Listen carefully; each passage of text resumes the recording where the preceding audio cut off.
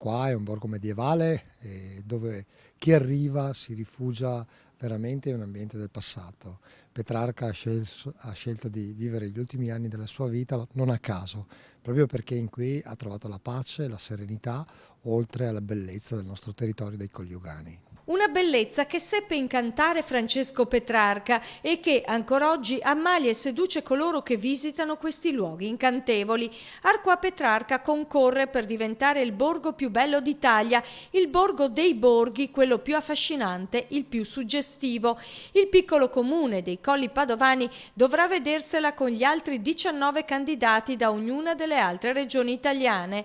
Una candidatura di grande fascino, scrive in una nota anche la Regione Veneto, che invita tutti a sostenere Arqua in questo concorso. Io faccio un invito, un appello non solo alla gente di Padova, della provincia di Padova, ma a tutto il Veneto, perché Arqua Petrarca in questo momento rappresenta tutto il Veneto.